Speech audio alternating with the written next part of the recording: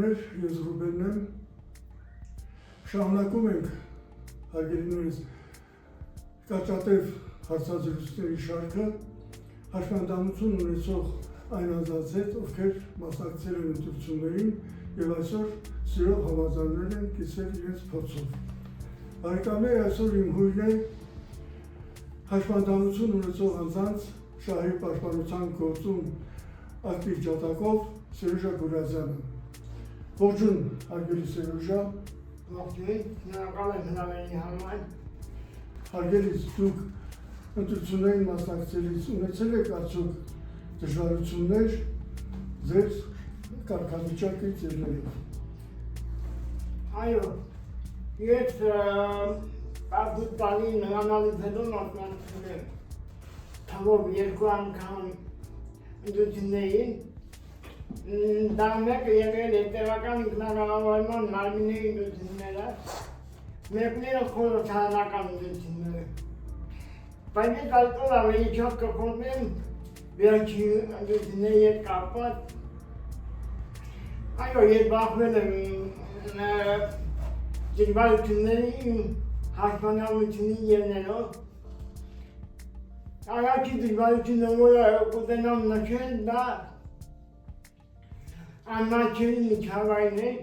ես ինքս տեղաշարժում եմ համալսարանում, ու հիմնական առաջին դժվարությունը դա է,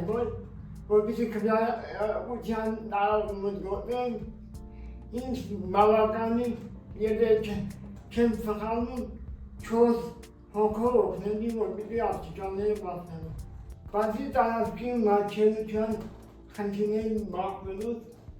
նաև ներսում երկրորդությունների կատարում, ես իմ հաշմանդամությունը ելնելով ունեմ նաև վերջերի հետ կապված խնդիր, որի պատճառով ես իմ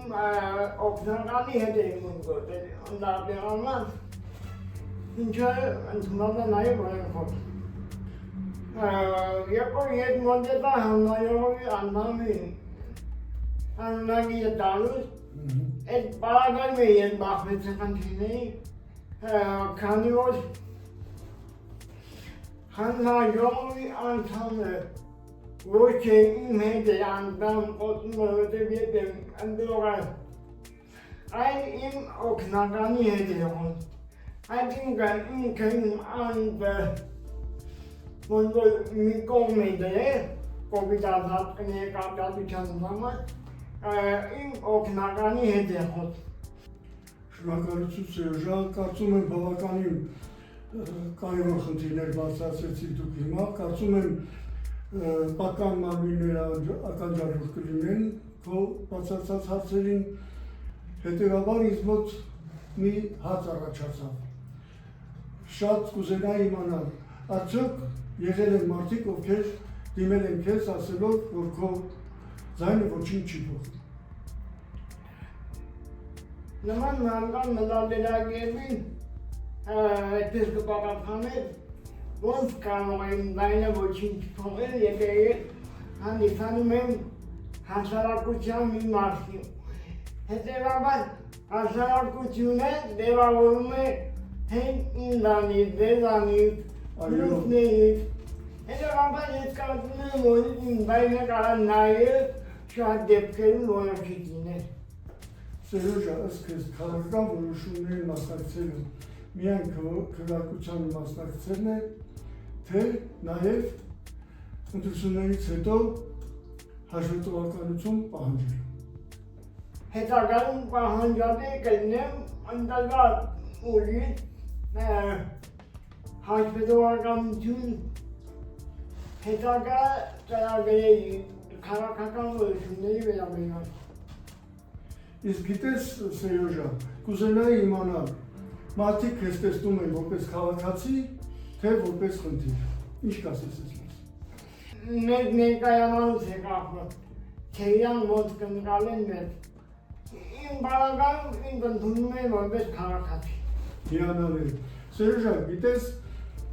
կուզենայի իմանալ նաև ինչպես կդիմես այն անձանց, հաշմանդամություն ունեցող այն անձանց, ովքեր չեմ ցանկանում մասնակցել ընտրությանը կամ մասնակցելիս բախվում են